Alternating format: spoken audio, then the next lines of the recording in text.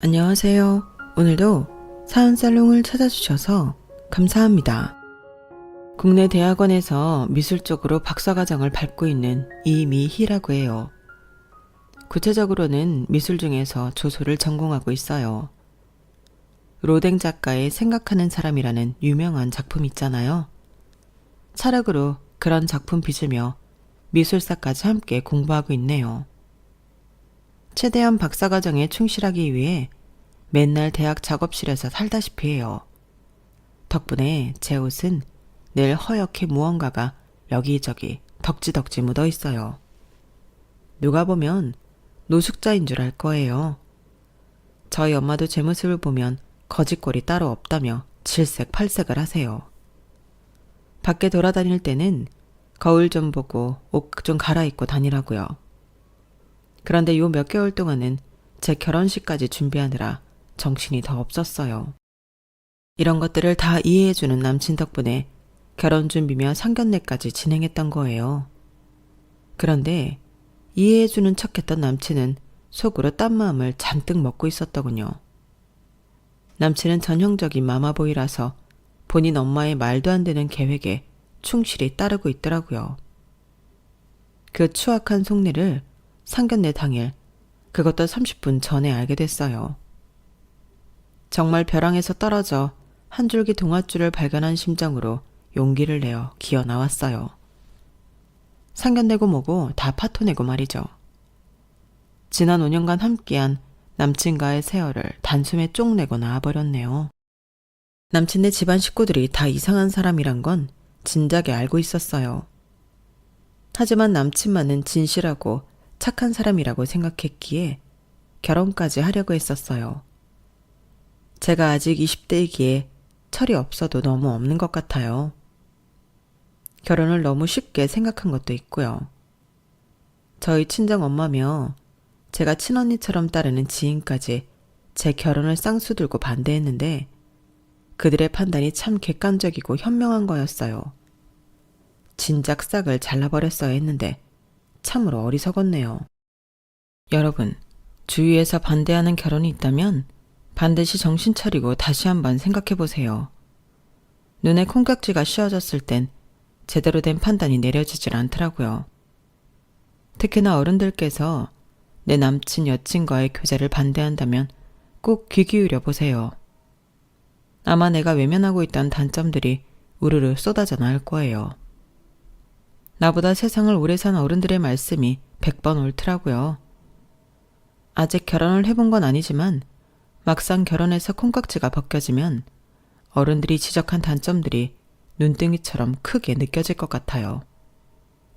어쨌든 제가 블랙홀에 빠져들려는 걸 브레이크 걸어준 내 가족과 지인에게 지금 너무 감사할 따름이네요. 이제 다시금 제자리를 찾아가려 해요. 저희 집에서는 말 나온 김에 30 되기 전에 얼른 결혼하라며 벌써부터 선자리를 알아보고 계시네요. 물론 저도 늦게 결혼할 생각은 없지만 조금 무섭기도 해요. 결혼은 당사자끼리만 좋아서 하는 건 아니라는 걸 깨달았거든요. 결혼은 집안 대 집안의 만남이기에 그쪽 식구들이 정신 똑바로 박힌 사람들이었으면 좋겠어요. 특별한 조건을 바라는 것도 아니고 그저 정상적인 시댁 식구들을 맡고 싶은 게 제 바람인데 그것조차 어려운 것 같아요. 사실 저희 집은 외가 쪽이 대대로 부유한 편이에요. 덕분에 저도 엄마 품에서 쉽고 편하게 자랄 수도 있었어요. 하지만 아빠가 돌아가시고 엄마가 재혼하는 과정에서 조금 사이가 틀어져서 해외에서 방황하는 기간이 있었어요. 그때 삶이 참 만만한 게 아니라는 걸 절실히 깨달았어요. 어쨌든 그때부터 늘 겸손히 그리고 열심히 살아야겠다고 다짐했어요. 더불어 우리 집이 여유 있다는 걸 남들에게 최대한 드러내지 않고 살아왔어요. 지금도 그게 맞다고 생각해요. 제 배경이 아닌 인간 이미희를 사랑해줄 사람을 꼭 찾으려고요. 저 언젠가는 좋은 사람 만날 수 있겠죠? 사연살롱 구독자 여러분들께서 많이 응원해 주시면 그 기운을 받아서 삶도 열심히 사랑도 열심히 할 수 있을 것 같아요. 앞으로 제 이야기를 쭉 털어놔 볼게요. 아직 20대지만 하고 싶은 말이 참 많은 다사다난한 인생이었답니다. 남들이 보기엔 금수저로 태어나 온실 속의 화초처럼 자란 것 같아도 제 속은 골마 터질 때가 많았죠. 물론 철모르는 어렸을 적엔 이 모든 게 당연한 줄 알고 누리며 살았어요. 어린 나이에 엄마 아빠 따라서 비싸디 비싼 크루즈 여행을 가보기도 했고요. 비행기 비즈니스석 타고 온 가족이 세계 곳곳으로 여행도 많이 다녔어요. 부모님 모두 승마가 취미여서 우리 가족 각자의 말이 따로 있을 정도였어요. 어렸을 땐 다른 사람들도 다 저희 가족처럼 호화롭게 사는 줄 알았어요. 커보니 그게 아니더군요. 생각해보면 외가 쪽이 특히 잘 살았던 것 같아요. 미술 쪽으로도 조예가 깊으셔서 대대로 우리 집안에서 운영하는 갤러리가 있었어요. 엄마도 미술을 전공하셨기에 저도 자연스레 미술에 큰 관심을 갖게 되었죠. 아빠는 참 자상한 분이었어요. 외할아버지가 운영하는 회사에 임원으로 재직하며 가업 승계를 받으려 하셨어요. 외할머니는 딸만 있었기에 사위인 아빠가 가업을 물려받으려 한 거죠. 그런데 회사 일이 굉장히 스트레스가 컸나 봐요. 고작 40대 초반이었던 아빠가 암에 걸리고 말았어요. 너무 야속하게도 아빠가 아직 젊었기에 암이 퍼지는 속도도 빨랐어요.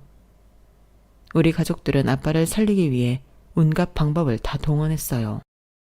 그래도 경제력이 뒷받침되는 집이었으니 아낌없이 돈을 투자하여 사람 하나 살리고자 한 거죠. 아빠를 데리고 일본에서도 치료받게 하고 미국에서도 치료받게 했어요. 전 초등학생이었으니 일단 한국에서 계속 학교를 다니는데 여념이 없었어요. 대신 엄마를 비롯한 메인 간병인들이 아빠 치료받는 곳에 계속 따라갔어요. 간병을 해주신 분들 중 남자 간호사 출신이었던 이 실장님이 가장 열심히 아빠를 데리고 다니며 치료받게 해주셨어요. 너무 감사한 분이었죠. 저에게 격려도 많이 해주시는 다정한 아저씨였어요. 미야, 너희 아빠는 꼭 건강을 되찾을 수 있으실 거야. 그러니 너무 걱정 말고 한국에서 학교 잘 다니고 있어. 이렇게 의료기술이 최고인 나라들을 찾아다니며 치료받고 있는데 당연히 완치되실 거야.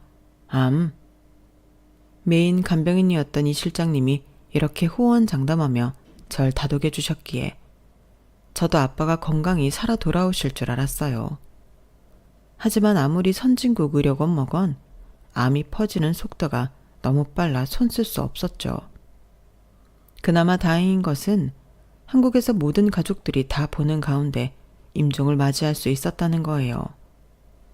하나뿐인 딸인 저와 하나뿐인 와이프인 우리 엄마 앞에서 말이죠. 여보, 나랑 미희 두고 어딜 간단 말이야. 안 돼. 눈 떠요. 정실줄 놓지 마. 나 당신 없으면 못 살아. 한평생 간병만 해도 좋으니 제발 죽지만 말아줘요. 제발. 아빠의 임종이 가까워오자 엄마는 거의 실신할 것처럼 오열했어요. 전 아빠의 귀에 대고 소리 지르는 엄마를 붙잡으며 이렇게 말했죠. 엄마, 사람이 죽을 때 청각이 가장 늦게 사라진다고 하잖아요. 그러니 아빠 귀에 대고 그렇게 소리 지르지 말고 소근소근히 하고 싶은 말 제대로 하세요. 이제 마지막 기회잖아요. 전 아직 초등학생이었지만 엄마에 비해 이성적이었던 것 같아요. 아빠가 돌아가시고 장례식 때도 거의 실신한 엄마를 대신해 손님들과 인사도 제가 나누었어요. 지금 생각해도 제가 참 어른스러웠네요. 그런데 그로부터 6개월 후 제가 아직 이해심이 깊지 않은 아이일 뿐이라는 걸 여실히 느낄 수 있는 사건이 벌어졌어요. 바로 엄마의 폭탄 선언으로부터 시작되었죠. 미야, 잠깐만 소파에 앉을래? 너에게 할 말이 있어. 조금 있으면 어떤 분이 오실 거야. 그분과 관련된 얘기야.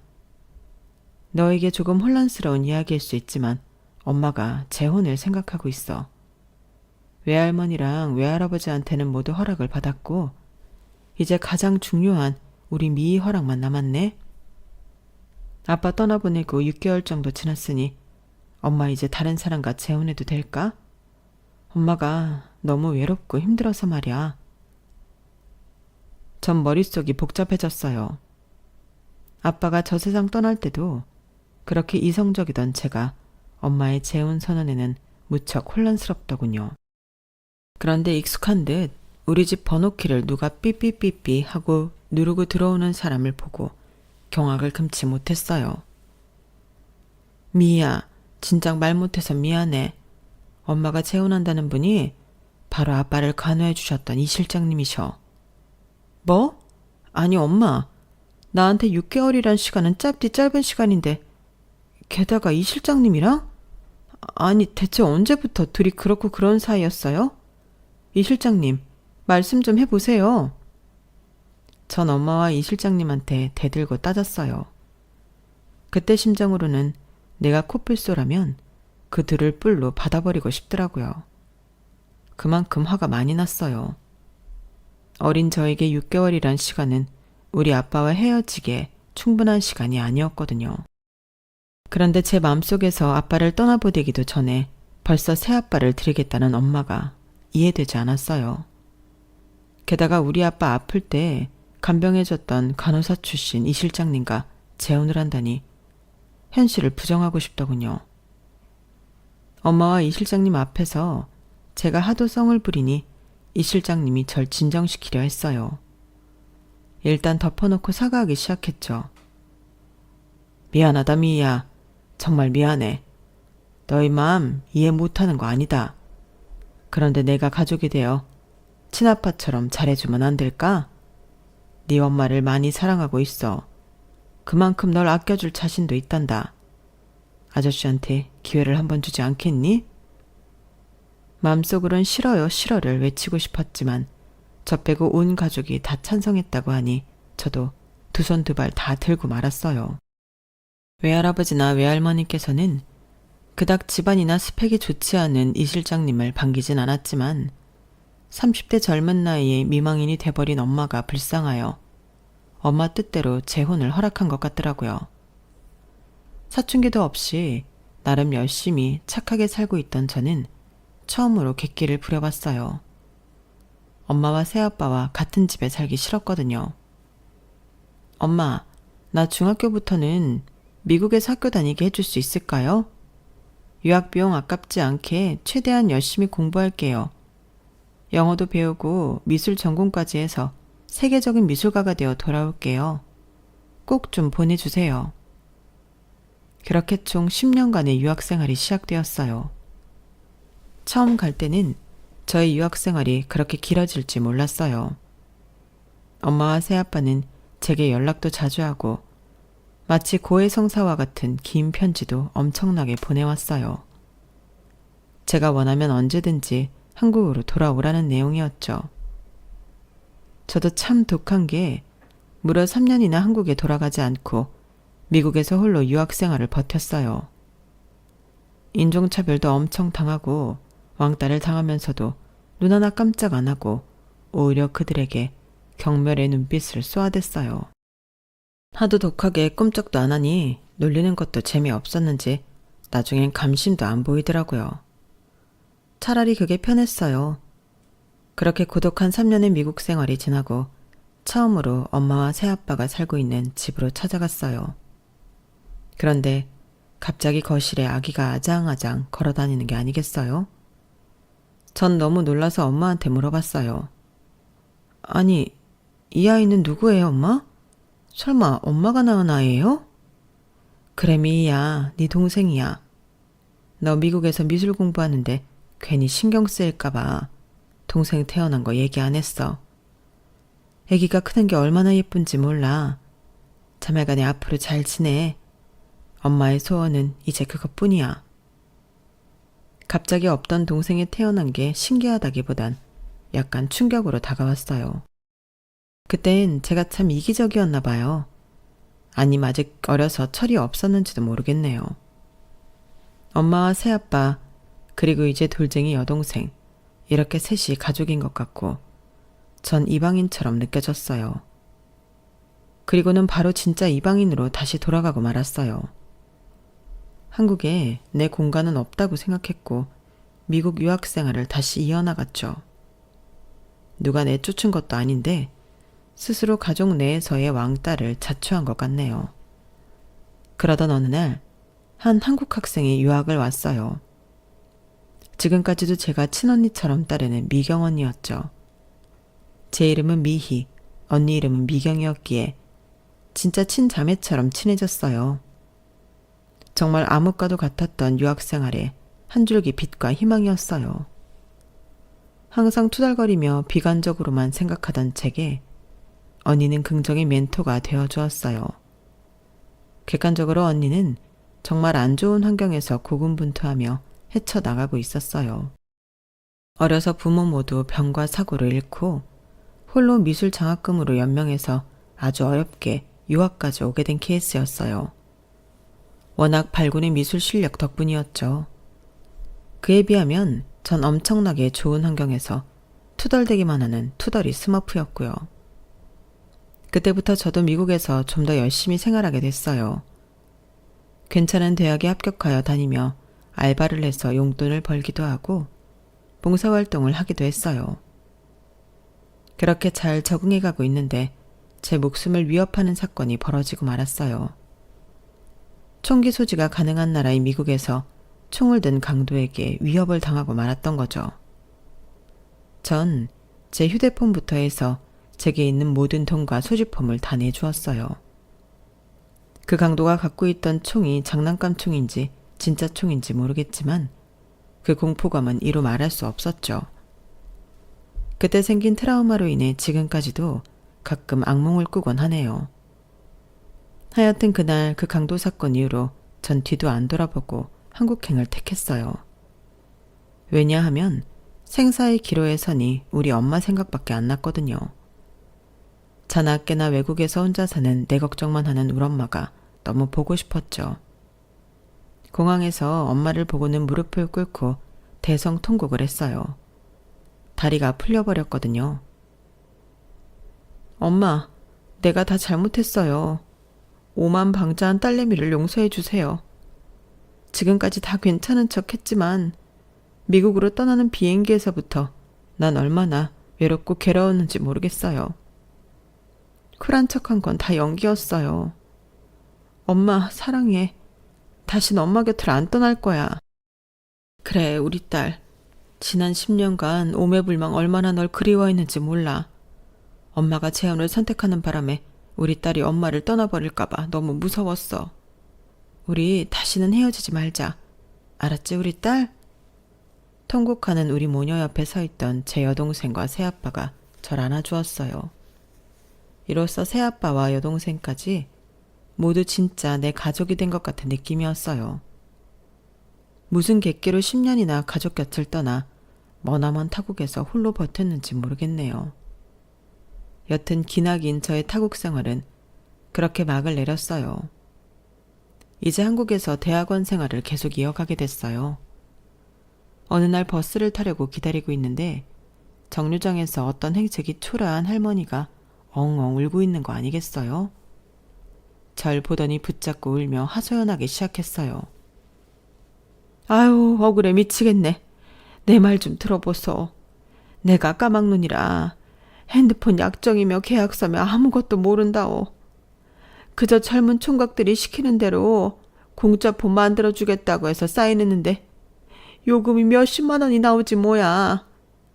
나 폐지 주어서 하루 벌어 하루 먹고 사는 노인인데 당장 어디서 몇십만 원을 벌어온단 말이야. 전 그 할머니의 딱한 사정을 듣고는 분노에 차서 할머니와 함께 그 핸드폰 가게로 갔어요. 제 인생에서 그렇게 소리치며 매섭게 사자우를 지른 건 처음이었네요. 당신들 글 모르는 할머니를 상대로 사기를 쳐먹어? 그러니 폰팔이라는 말이나 쳐듣는 거야. 당신들 내가 콩밥 제대로 먹일 거야. 두고 봐. 전 그 자리에서 바로 경찰을 불렀고 최대한 증거까지 확보할 수 있도록 도왔어요. 그 사건을 계기로 까막눈 어르신들을 가르치는 야학 봉사활동에 있다는 걸 알게 됐고, 제 미술 재능 기부와 함께 봉사활동을 열심히 하게 되었어요. 어르신들에게 도예도 가르쳐드리고 기초 회화 및 영어, 한글까지 제가 가르칠 수 있는 모든 걸 다 하고 싶었어요. 그곳에는 봉사의 뜻을 함께하는 직장인들과 대학생들이 모여들기 시작했어요. 다들 선한 마음을 갖고 있는 사람들이라 쉽게 친해질 수 있었어요. 여느 때와 다름없이 아주 작은 공간에서 수업 준비를 하고 있는데 갑자기 아랫배가 미어지게 아픈 거 아니겠어요? 집채만한 파도가 몰려오듯이 점점 엄청난 고통이 오더군요. 도저히 서 있을 수도 없는 지경이었죠. 시멘트 바닥에 대굴대굴 구르며 신음소리만 내고 있었어요. 그때 저쪽에서 이름도 특이한 박상춘이라는 남자 직장인이 달려왔어요. 그도 야학 봉사를 함께하는 사람이었죠. 미씨, 갑자기 왜 이래요? 당장 119 부를게요. 박상춘 이 사람은 119를 불러놓고 기다리는 시간이 애 같았는지 절 번쩍 안고는 도로가로 나가서 오매불망 구급차를 기다렸어요. 그렇게 그의 품에 안겨 응급실로 향했고 다행히 큰 병이 아닌 맹장염으로 긴급 수술을 받았네요. 수술을 받고 깨어나니 엄마가 사색이 되어 절 바라보고 있더라고요. 그런데 전 물론 엄마도 반가웠지만 절 위에 안고 띄워준 상춘 씨 얼굴이 보고 싶더라고요. 문자로 상춘 씨를 불렀죠. 상춘 씨는 절 보자마자 대뜸 물어보더군요. 방귀 나왔어요? 그 말에 웃음이 터져버리고 말았어요. 배가 찢어지게 아팠죠. 자, 웃기면 안 돼요. 수술 부위가 너무 아프단 말이에요. 여튼 고마워요. 구급차 불러줘서. 고맙긴요. 영광이었어요. 그동안 제 속내를 표현할 틈을 안 줘서 곁에만 맴맴 돌고 있었는데 이렇게 미희 씨를 안고 뛸 수 있는 기회를 줘서 고마워요. 그동안 이 남자가 절 이렇게 생각하는 줄 까맣게 모르고 있었는데 갑자기 병실에서 고백 비스무리한 얘기를 들으니 뜬금없었어요. 저의 맹장염 사건 이후로 우린 친해졌어요. 저도 상춘치를 착실한 청년이라고 생각하고 있었거든요. 대기업을 다니고 있는 능력 있는 사람이기도 했고요. 20대 중반이 되도록 연애 한번 못 해본 여자였기에 연애의 맛을 경험해보고 싶기도 했네요. 그렇게 우린 정식으로 사귀게 되었어요. 처음으로 남자친구를 가져본 거죠. 첫사랑을 하니 세상이 온통 핑크빛으로 보이더군요. 그렇게 사랑에 빠져있을 때, 제가 미국에 있을 때 친자매처럼 지내던 미경 언니가 한국으로 돌아왔어요. 그동안 미경 언니는 미국인을 만나 결혼까지 했었는데 불행히도 파경을 맞아 한국으로 돌아오게 된 거죠. 갑자기 하루아침에 날 사랑하지 않는다고 이혼하자더라. 이래서 외국인이랑 결혼하면 안 되는 건가 봐. 우리나라 정서랑 너무 안 맞아. 어쨌든 난 순수 미술을 계속해 나갈 거야. 당분간 식당에서 일하면서 고시원에서 생활하기로 했어. 고시원은 보증금이 필요 없거든. 언니, 공동생활해야 하는 고시원은 너무 불편한 것 같아. 나도 집에서 독립해서 대학원 근처 원룸에서 지내고 있어. 언니 원룸 보증금 정도는 내가 대줄 수 있어. 내가 미국에서 언니한테 배운 것도 많고 얻은 것도 정말 많아. 내 선물이라고 생각하고 꼭 받아줘. 전 미경 언니의 원룸 보증금을 대줬어요. 언니와 같은 건물 원룸에서 지낼 수 있다고 생각하니 많이 의지가 되었죠. 사실 재력이 어느 정도 되는 저희 엄마는 제게 아파트를 얻어주고 싶어 했어요. 그런데 미국에서의 독립적인 생활에 익숙해진 저는 본격적으로 돈벌이를 하기 전까진 최대한 검소하게 살고 싶었죠. 남친도 아마 제가 못 사는 줄 알았을 거예요. 돈 없는 대학원생 정도로 생각했겠죠. 그때는 서로에게 콩깍지가 씌어서 다른 조건 따윈 보이지 않았던 것 같아요. 그렇게 몇 년을 사귀고 제가 대학원 박사과정까지 밟으면서 점점 남친의 가족들에 대해 좀 이상한 점을 느끼기 시작했어요. 가족 구성원들이 도통 상식적이지 않더군요. 남친 밑으로는 여동생과 남동생이 있었어요. 남친 아버지는 좀 많이 아픈 상태였고 남친 엄마는 그렇게나 남친을 불러대더라고요.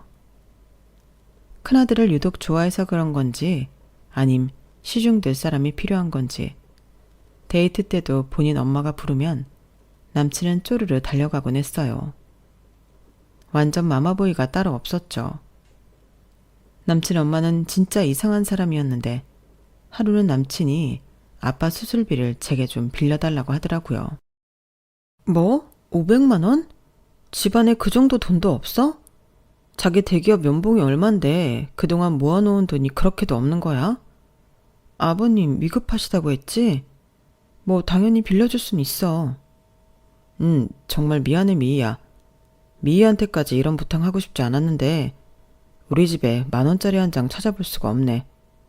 엄마가 예전에 아주 부잣집 딸이었는데 집안이 폭삭 망한 케이스라 그 씀씀이를 여태 버리질 못하고 계셔. 여튼 정말 고마워.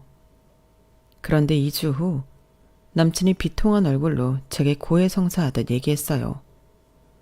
아빠가 얼마 못 사실 것 같아. 이러다가 우리 아빠 정말 돌아가시면 어떡하지?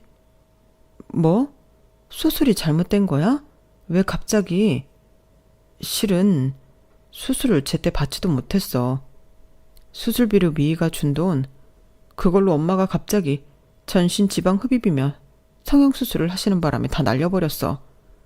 그 사건 때문에 가족들이 난리가 났고 지금 아빠 상태가 매우 안 좋네. 전 제 귀를 의심했어요. 본인 남편은 다 죽어가는데 어디서 꼬은 남편 수술비로 성형수술을 하고 앉아있다니 사이코가 따로 없었죠. 남친 말대로 남친 아버지는 이틀 후 돌아가셨어요. 당연히 장례식에 찾아가 꽤 큰 돈을 부조금으로 냈어요. 남친과 저는 암묵적으로 결혼까지 생각하고 있었거든요. 예비 며느리라고 생각하니 최대한 예의를 차리며 장례식을 도왔어요. 남친 엄마는 손님 맞을 생각은 안 하고 상복 입고 술만 처먹고 있더군요. 절 보고는 굉장히 상스럽게 말했어요. 너 원룸 산다며? 무슨 예술이랍시고 조각하고 미술하고 그러냐? 그런데 쳐드릴 돈으로 장사를 하든가 좀 생산적인 일을 하지 그래. 꼭 뭣도 없는 년들이 예술한다고 꼴값 떨더라? 괜히 우리 집 며느리로 들어와서 그놈의 미술 재료비로 돈 다 쓰지 말고 애진작에 꺼지란 말이야. 남친 엄마는 입으로 똥을 잔뜩 싸놓고는 술에 취해 대자로 뻗어서 그 자리에서 자더군요. 저는 처음 들어보는 그런 모욕에 충격을 받고는 그 자리에서 얼어버렸어요. 그런데 저쪽 부조금 받는 곳에서 큰 소리가 나더라고요. 바로 남친의 여동생과 남동생이 서로 부조금을 갖겠다며 싸우는 소리였죠. 야 이년아, 네가 막내면 다야? 집에 돈만 있으면 다 네가 가져가려고 해. 또 나이트나 전전하면서 술값으로 다 날릴 거잖아. 또 어떤 남자를 꼬셔서 원나잇이나 하게? 이 날라리 같은 기집애 같으니라고. 얼른 돈 내놔. 이 돈 다 내 거야. 무슨 말이야. 오빠면 다야? 오빠가 큰오빠도 아니잖아. 멍청해서 이삿짐 센터에서 짐이나 나른 주제에 뭐? 살아생전에 아빠가 막내딸인 나를 제일 좋아한 거 기억 안 나? 이 돈은 내 거라고. 어서 내놔. 보다 못한 큰아들인 남친이 가서 정리하더라고요. 야, 이 철없는 것들아. 이 돈으로 장례식 비용 지불할 생각은 안 하고 누가 뭘 갖겠다고 싸우는 거야 지금. 여튼 현금만 보면 눈 돌아가서는 얼른 가서 엄마나 챙겨. 엄마 또 술 마시고 대자로 뻗어 계시니깐. 이쯤 되니 점점 남친의 집안이 무서워지기 시작했어요. 실제로 한 번도 보지 못한 뭔가 기생충스러운 가족들이었어요. 너무나도 찜찜한 마음을 뒤로하고 집으로 왔어요. 제 친자매나 다름없는 미경 언니에게 고민을 토로하였죠. 그런데 우연히도 언니는 남친 엄마에 대해 알고 있더군요. 너 남친 이름이 뭐? 박상춘? 혹시 그 엄마 이름이 곽숙자 아니야? 곽슈 아줌마. 맞지? 식당에서 일하는. 언니 어떻게 알고 있어? 저번에 장례식에서 가족들 이름 보니까 곽씨 맞았던 것 같아. 내가 지금 알바하고 있는 식당에서 같이 일하는 아줌마야. 아, 그 아줌마가 큰아들 자랑을 얼마나 하든지. 그 아들 이름이 젊은 사람 치고 하도 독특해서 알고 있었지. 그 사람이 너의 남친이라니? 게다가 뭐? 결혼까지 염두에 두고 있다고? 곽씨 아줌마가 어떤 여자인 줄 알기나 해? 그 아줌마가 계산한답시고 돈통에 손대려던 게 한두 번인 줄 알아? 내가 적발해서 사장한테 이르려고 하니 아주 손이 발이 되게 빌더라고. 그래서 몇 번 눈 감아줬지. 맨날 남 뒷담화에 쌈따게 아무것도 없는 아줌마 같은데 웬 자랑질은 그렇게 하던지. 진짜 밥맛이야. 그런 교양 없는 아줌마를 시어머니로 모시겠다고? 다시 생각해 미희야. 이건 진짜 아니야. 미경 언니의 조언을 듣고는 저도 남친과의 관계를 다시 생각하기로 했어요. 도저히 그 집안의 며느리로 들어가 살 자신이 없어지더라고요. 부친상을 치른 지 얼마 안 돼 힘들어 보이는 남친에게 어렵게 이별을 고했어요. 당연히 남친은 절 붙잡고 대성통곡을 하며 절대 못 헤어진다고 하더군요. 저도 같이 울며 거의 부탁했어요. 제발 헤어져 달라고요. 일방적으로 이별을 통보하고 떨어져 있었지만 착했던 남친이기에 마음에서 지우기 쉽지 않았어요. 무려 1년간 남친은 절 쫓아다녔어요. 그리고는 제 생일에 선물이라며 두꺼운 다이어리를 꺼내더군요. 그것만 전해주고 돌아갔어요. 우리가 봉사활동을 하며 만난 첫 순간부터 저에 대한 편지를 적은 다이어리였어요. 참으로 구구절절하고 애절했어요. 달콤했던 연애 시절도 고스란히 적혀 있었고요. 그걸 받고는 전 완전히 항복했어요. 제 눈엔 다시금 콩깍지가 장착되었고 남친의 마음을 받아줬어요. 우리 커플은 극적으로 재회하게 되었어요.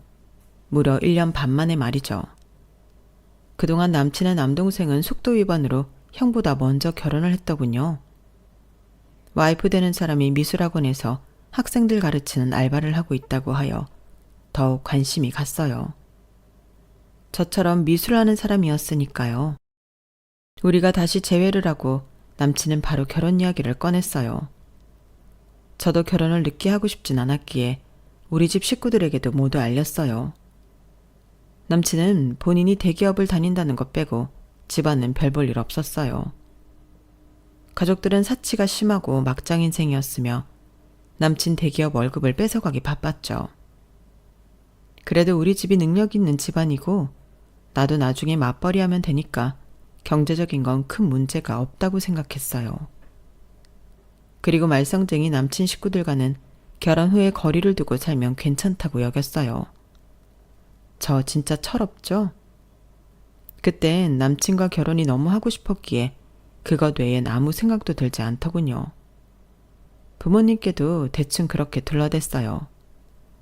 엄마는 당연히 크게 우려를 하셨어요. 그런데 혹시라도 또 저와의 사이가 틀어질까봐 제 선택을 따라주셨어요.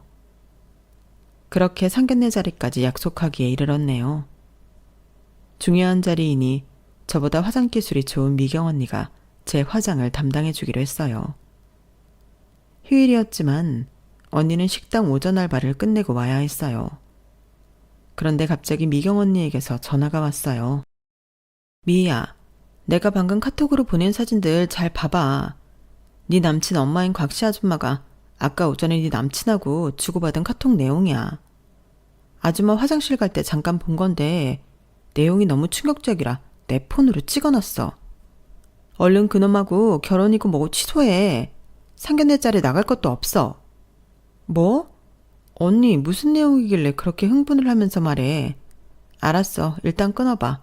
내용 보고 판단할게. 그 내용이라 함은 진짜로 충격적이었어요. 그토록 착하다고 믿었던 남친이 개막장인 자기 엄마가 하자는 대로 내내 하고 있던 거였죠.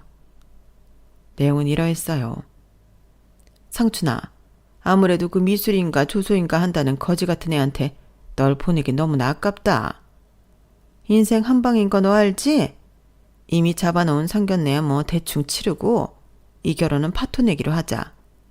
그리고 엄마가 예전에 말한 대로 48세 애 딸린 이혼녀를 한번 만나봐봐. 늙어서 이제 더 이상 애는 못 낳는다고 하더라. 근데 그 여자 재산이 무려 180억이래. 얼른 혼인신고해서 몇 년 살아주는 척하다가 이혼하면서 재산의 몇 프로만 받아도 그게 어디냐. 그때 젊은 여자한테 갈아타서 애도 낳고 제대로 된 가정 꾸리고 살아도 늦지 않아. 사람은 똑똑하게 살아야 하는 법인 거야. 알았어요, 엄마. 우리 집이 워낙 어려우니 우리 식구를 위해서 내가 희생하죠, 뭐. 엄마가 그렇게 원하시는데 큰아들로서 그거 하나 못 해드리겠어요. 일단 오늘로 약속한 상견례 자리는 나와주세요. 동생네 부부도 나온다고 하니. 전 남친에 대한 배신감에 부들부들 치가 떨렸어요. 일단 파토를 내고 약속한 자리에 가서 면전에 대고 지르고 싶었어요. 마음 같아선 쌍따기를 날리고 싶었죠. 엄마와 새아빠, 그리고 제 어린 여동생까지 다 그곳으로 먼저 가 있기로 했기에 전 미술 작업을 하던 작업복 그대로 입고 상견례 장소로 향했어요. 그 자리엔 뻔뻔한 남친 식구들이 다 총집합했더군요. 상견례에 자복복 입고 도착한 제 모습을 본 예비동서가 비웃으며 이렇게 말했어요. 혹시 도배 뭐 그런 거 하세요? 옷이 꼬라지가 저게 뭐람? 저희 엄마와 새아빠도 예비동서의 예의 없는 모습에 놀라셨어요. 전 도배사가 아니라면서 명함 한 장을 내밀었어요. 저희 엄마가 운영하는 갤러리 명함이었죠. 미술학원에서 알바 나부랭이 한다면서요. 나름 유명한 곳인데 이 화랑은 알려나 몰라. 이 화랑 대대로 우리 외가 거예요. 외가 쪽 할아버지는 사업하시고 할머니부터 엄마 저까지 싹 다 미술 전공했어요. 모르긴 몰라도 우리 집안 재산이 최소 몇백억은 넘을 거예요. 부동산 값이 올라서 1,000억이 넘을 수도 있고요. 저희 집 경제 상황을 이실직고하자 실실 쪼개고 있던 예비동서가 기함을 토하며 말하더군요. 네? 이 화랑 엄청 유명한 곳이잖아요. 이게 다 형님 거라고요? 재산이 뭐요? 몇백억? 1,000억? 어머나, 저 이 화랑에서 알바라도 하게 해주시면 안 될까요? 앞으로 제 커리어에 도움이 참 많이 될 것 같은데 말이죠. 제발 한 번만 부탁드릴게요. 예비동서뿐 아니라 남친 엄마도 호들갑을 떨더군요. 어머 며느리야, 네가 이렇게 부잣집 딸이었니? 왜 진작 말하지 않았어? 내 그동안 너한테 모질게 대해서 미안하구나. 이런 줄은 몰랐지. 어서 오거라. 우리 집안의 며느리가 된 것을 두 팔 벌려 환영한다. 전 어이가 없었어요. 반색을 하며 반기는 듯한 남친의 태도도 역겨웠죠.